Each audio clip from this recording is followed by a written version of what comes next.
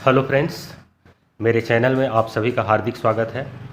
दूरी और विस्थापन संबंधी संख्यात्मक प्रश्नों का ये मेरा पहला वीडियो है। इसमें हम लोग दो सवाल हल करेंगे। पहला सवाल है, एक साइकिल सवार एक अर्धवृत्ताकार मार्ग, त्रिज्या है इसकी 21 मीटर, में चलते हुए स्थिति ए से स्थिति बी तक जाता है। उसके विस्थापन का परिमाण ज्ञात करना है। यदि आप गणना में आपको पाई की ज़रूरत पड़ती है तो पाई का मान यहाँ दे दिया गया है 22/7 मीटर। और यहाँ चार ऑप्शन दिए गए हैं। फर्स्ट है 66 मीटर, बी है 42 मीटर, सी है 44 मीटर और डी है 21 मीटर। तो साइकिल सवार स्थिति ए से स्थिति बी तक अर्धवृत्ताकार मार्ग में जाता है। ये स्थिति ए है और ये स्थिति बी है। तो हम लोग जानते हैं कि चली गई दूरी, किसी कण द्वारा अपनाए गए पथ की लंबाई को हम चली गई दूरी कहते हैं। और विस्थापन यदि हमको ज्ञात करना हो तो कण के स्थिति में परिवर्तन की माप को हम लोग विस्थापन कहते हैं। तो यदि यहाँ पर दूरी पूछा गया होता तो इस रास्ते की अर्धवृत्ताकार मार्ग की लंबाई ज्ञात करते, लेकिन यहाँ पर पूछा गया है विस्थापन का परिमाण।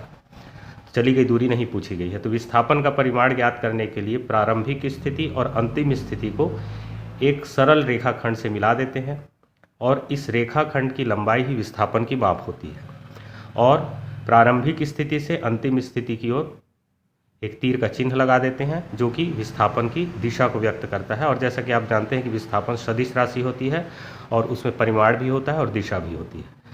तो अब यहाँ पर इस विस्थापन का परिमाण कितना होगा आप आसानी से ज्ञात कर सकते हैं। ये दोनों बिंदु इस अर्धवृत्त के व्यासी किनारे पर हैं, मतलब ये व्यास की लंबाई के बराबर होगा। अब त्रिज्या 21 मीटर है तो व्यास त्रिज्या की दुगनी होती है, तो विस्थापन का परिमाण हो जाएगा 21 का दुगना मतलब 42 मीटर। मतलब इस प्रश्न का सही उत्तर ये होगा। तो ये विस्थापन का परिमाण हमको मिल गया। लेकिन यदि इसी प्रश्न में विस्थापन की जगह पर चली गई दूरी पूछा गया होता तो हमको इस अर्धवृत्ताकार पथ की लंबाई को ज्ञात करना पड़ता। और अर्धवृत्त का लंबाई होता है, अर्धवृत्त की परिधि होती है पाई आर के बराबर। और चली गई दूरी हम इससे निकाल सकते हैं, 22/7 ले लेंगे और आर इज इक्वल टू हो दिया गया है 21 मीटर। तो ये हो जाएगा 7 या 21 और चली गई दूरी हो जाएगी 66 मीटर। तो प्रश्न को इस ढंग से भी पूछा जा सकता था, लेकिन यहाँ पर पूछा गया है विस्थापन। तो विस्थापन त्रिज्या के दोगुने के बराबर होगा और त्रिज्या 21 मीटर है तो 21 दूने 42 मीटर हो जाएगा। अगला सवाल है, एक मोटरसाइकिल एक वृत्ताकार सड़क, त्रिज्या दे दिया गया है 42 मीटर, पर बिंदु ए से चलना प्रारंभ करता है तथा एक चक्कर पूरा कर पुनः उसी बिंदु पर वापस आ जाती है। तो मोटरसाइकिल के विस्थापन का परिमाण ज्ञात करना है। तो ये वृत्ताकार पथ है, ये स्थिति ए से मोटरसाइकिल सवार चलना चालू करता है और इस वृत्ताकार पथ का पूरा एक चक्कर लगाकर यहीं पर वापस आ जाता है। तो प्रारंभिक स्थिति भी यही है और अंतिम स्थिति भी यही है। और जैसा कि मैं पहले ही बता चुका हूँ कि विस्थापन प्रारंभिक स्थिति और अंतिम स्थिति को मिलाने वाले रेखाखंड की लंबाई के बराबर होता है। तो प्रारंभिक स्थिति और अंतिम स्थिति एक ही जगह पर हो जाएंगे तो उस रेखाखंड की लंबाई 0 हो जाएगा, अर्थात विस्थापन का परिमाण 0 होगा। अर्थात इस प्रश्न का सही उत्तर है डी 0 मीटर। अगर यहाँ पर चला गया दूरी पूछा गया होता तो चली गई दूरी इस वृत्त की परिधि के बराबर होती, अर्थात दूरी बराबर हो जाता 2 पाई आर।